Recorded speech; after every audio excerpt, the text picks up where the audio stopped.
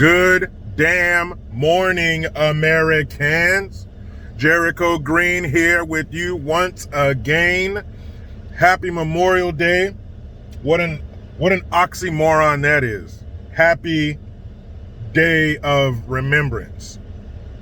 But I guess it's possible to remember them in a positive way.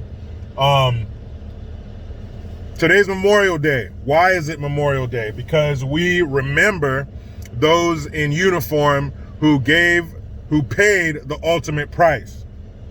We've all seen the images of the M16 with the boots and the helmet. We've seen the buddies and often wives of fallen soldiers, airmen, sailors. And it's sad that they had to lose their lives like that, but they did it for us because our military is 100% volunteer. They don't have to do it. It's not like the IDF.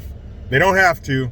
And they gave their lives from, the Civil War, Vietnam. And Vietnam was different because it was different for many reasons, but one reason in particular, that was the first time as the public we got to see what really went on. We got to see the horrors of war. The guys being dragged out of the jungle with the patches over their eyes, screaming, bleeding, the booby traps. That was the first time we got to see that, and how those soldiers and airmen and sailors were treated when they got home was fucked up. So to those, and I know it might not mean much, I'm only one guy, but to those who made it back from Vietnam, however you were changed mentally, physically, those that made it back, those who made it back from the Gulf War and the war on terror, all that stuff, welcome back, welcome home. We appreciate you, because when you don't see things, you kind of take them for granted and you kind of forget about them. But the military is real. The military is why we still speak English here. The military is why we don't speak Chinese, we don't speak German, we don't speak Russian. Because what do you think would happen if every serviceman and woman said, I'm done, they laid down their weapons and went home, and we had no one to protect us? How long would it take for China to come knocking on our door or kicking our door in? That was a text message from my brother. I'm going to get to what he texted me in a minute. How long do you think it would take for Russia to come kicking in our front door? Wouldn't take long. So thank you for the military. The military keeps America, America. Why do you think we've never been invaded? Well, not in recent history.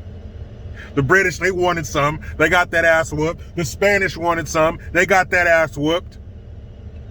But none of us were alive the last time we were invaded. Why do you think that is? Think it's because we got some kind of truce?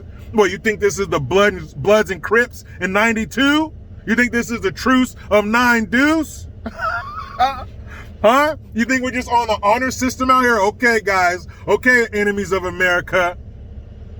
Promise me, pinky promise, you won't invade us. No matter what we do over there, you pinky promise you won't come. No, it's not because of that. It's because of our military. As much as they're trying to neuter and pussify our military, you've seen the commercials, the cartoons. No matter all that shit, none of that matters. It's because of our military. It's because we got a bunch of bad motherfuckers in uniform protecting us, allowing us to do the things we do, allowing us to say the things we say against our government without an unmarked van pulling up in a burlap sack going over your head, never to be heard from again. That happens. So because of our military, that doesn't happen here. Thank you to all of them. My mom, my brother, my stepdad, my dad, cousins, tons of family members. Thank you to all of them for doing what you did. But this is the day to remember those who paid the ultimate price. And you know who didn't get that? You know who is so damn tone deaf? There are actual deaf people who are not as tone deaf as some of these politicians. Case in point, Kamala, the Ugandan nightmare, the politician who went horizontal so her career could go vertical. Now, let me explain this for those who might not have been hanging with me for that long. Why do I say those things about her? Why do I call her those names? Kamala, the Ugandan nightmare. There used to be a wrestler in the 80s called Kamala, and they spelled their names the same way. That's why I call her that. Why do I call her the politician who went horizontal so her career could go vertical? Because she slept with, at the time, Mayor Willie Brown of San Francisco, and poof, guess who became district attorney of San Francisco after that? While he was married. That's why I call her that. Why do I make fun of her cackle? Number one, because it's accurate. That's what that idiot sounds like. Where does that come from? There was a movie, I believe, in '96 called Mars Attacks. And the aliens, the villains in that movie, the bad guys, that's the sound that they make. That's how they communicated with each other. They had like these glass domes around their head, and that was the language they spoke. But that's what her laugh sounds like, and it's disgusting, and so is she. But this tone-deaf dumbass, somehow, she looked into giving the commencement speech at the Naval Academy. I don't know how that happened. Maybe it's just because she's vice president. Maybe that's just what the vice president does. But to have her anywhere near my Navy, the world's finest Navy, makes grosses me out. But she was there. And I'll put a link in the description box to this little clip. She goes out there and she says, we're transforming nuclear power into combat power. What the fuck does that mean? But they're going with this whole green energy, this whole newer, cleaner military. So she says, ask any Marine, do you think that she would want to carry 20-pound batteries or a rolled up solar panel? I think, I'm absolutely positive she would pick the solar panel. A couple seconds go by and then people kind of laugh out of nervousness and awkwardness, and there are a few claps, and then here comes her trademark, She always does that when she's nervous and doesn't know what to do. That's when you know she's full of shit. And her whole cadence of the speech was very robotic. It wasn't natural. You can tell that she didn't have any love or appreciation of our military. And the joke fell flat. It was terrible. And like I mentioned before, that text from my brother was in the Army. And I asked him, how much did your rucksack weigh when you were in the Army? And he texted me, well, that depends. That depends on how long they're going to be out, what they're going to be doing. But he said at least 50 pounds. So this 20-pound battery you're talking about this Marine carrying ain't shit.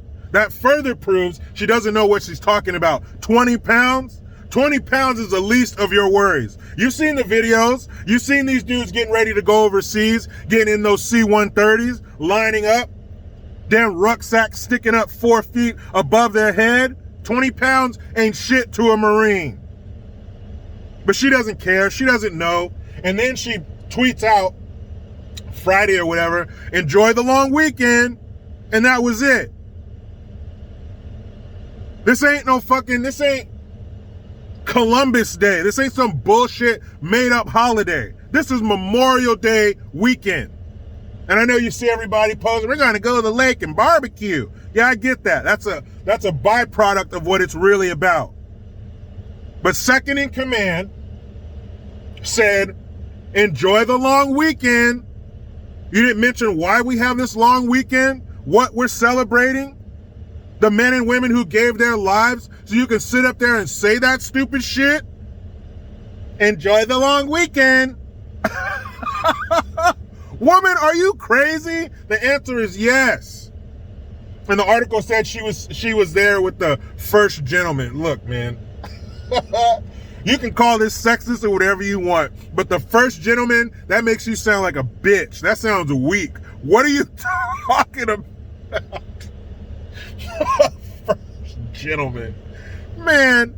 But I remember as a kid I think I was in 5th grade when we had the first Gulf War, 90, 91. Oh, side note, speaking of Memorial Day 1990, the Olympics, the Super Bowl. Whitney Houston did the greatest rendition of the Star Spangled Banner ever. Fight me in the comment section over that. Please find me a better rendition of the Star Spangled Banner than Whitney Houston. It's not possible.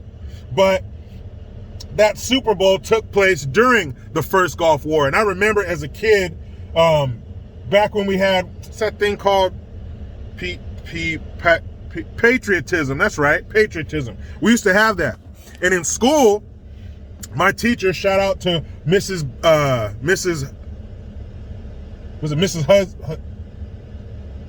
Husby? Oh yeah, Mrs. Husby. That's who it was. My 5th grade teacher, Miss Husby. And shout out to her. But she would bring the TV into the classroom and we would watch coverage of the Gulf War. And I remember my mom got me this magazine back in the day called 321 Contact. And it was like this science-based magazine. It had little fun facts in it. And during the Gulf War, they had pages in there that you could tear out. And you could fold them out. And it would tell you, like, it would give you a key on the bottom. For every one, they have these little, like the little symbols you see outside of a bathroom, the men and the women. For every one of those equals like 10,000 soldiers. So they would have all of our soldiers, how many we have, and then how many the Iraqi soldiers have, and how many jets we have versus how many they have, and how many tanks we have versus them. It was a real, we're better than them, we're kicking their ass kind of thing. Go America. And back then, our enemies were reflected in our movies. Remember Hot Shots? I know it was a comedy, but there was a scene where Saddam is sitting by the pool and a bomb drops in his lap and he spits out his drink. Those were the days. That was the shit. Speaking of the first Gulf War, and maybe I'm just ignorant to a lot of facts. Maybe it had to do with, maybe we were fighting a different country, a different kind of enemy. I don't know. But how were we able to whoop Saddam's ass in 3 weeks? A Christmas vacation, we kicked Saddam's ass, but we're over there fucking around in Afghanistan for 20 years. And we still have troops over there, which I think should be home. We're not going to do shit. They are fighting on some religious belief shit. We are not going to penetrate that. Let them fight and kill each other. Let Israel take care of them. I don't know. But we haven't made any headway over there fucking with those Arabs.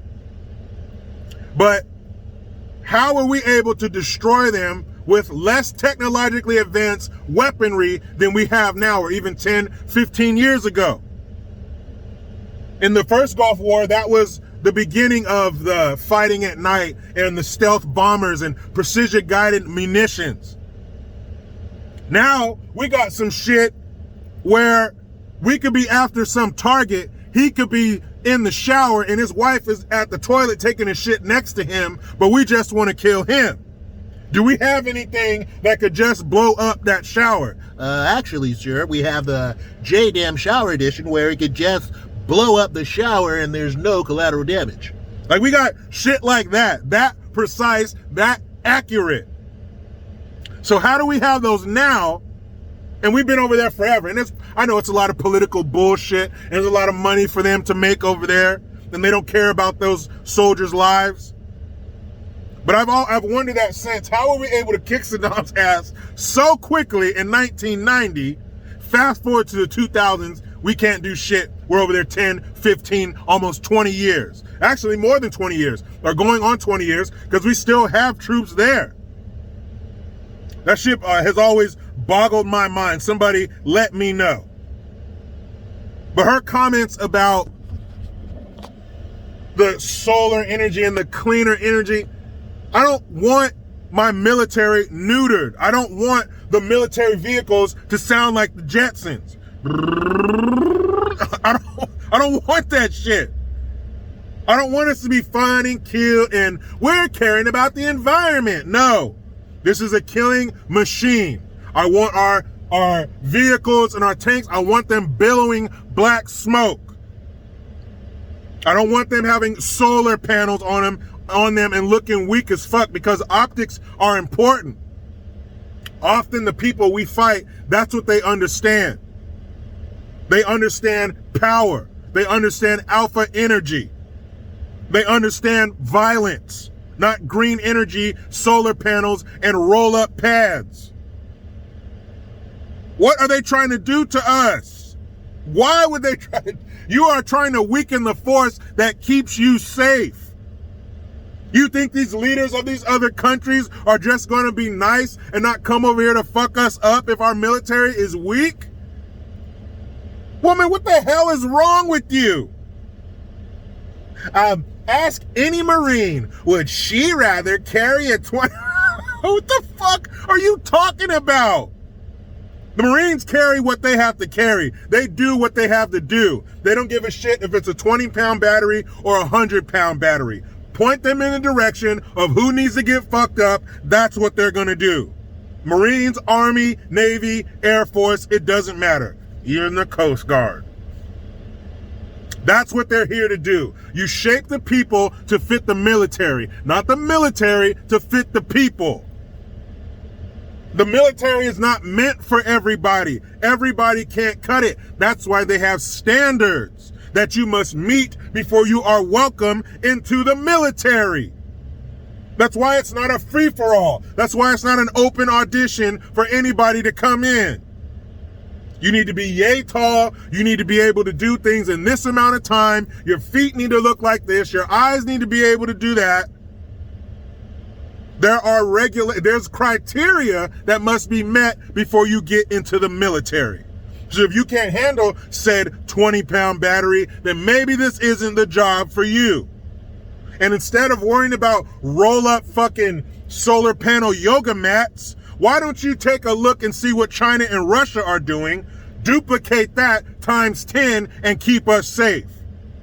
Maybe the problem is Kamala, the Ugandan nightmare, and Biden, this pervertist, haven't seen the recruitment videos from China and Russia. Maybe if somebody shows them that, they'll be like, oh, that's what we're supposed to be doing. I don't know. But this cartoon, I got two moms bullshit, and I'm in the streets protesting, is not cutting it. If you haven't seen it, go back a few days, well, at least a week, and I got a video talking about and showing the cartoon recruitment videos for the United States Army. Sad shit. But I'll tell you what's not sad. This day, we remember and pay tribute to those that make our freedoms possible. There's no disconnect. The military is the reason why we are safe, the reason why we haven't been taken over, and the reason why we still speak English here. Now, I'm gonna go to my backyard with my beautiful wife and kids and put flesh to flame. But you know how it goes. I try to be done with the left, but they just won't let me. Please subscribe. Hit that notification bell, because every time it rings, a piece of shit lefty cries. Get your Jericho Green notification tone link in the description box. Utilize the PayPal link and the Teespring link to get your green gear. I am Jericho Green. Man, I'm out.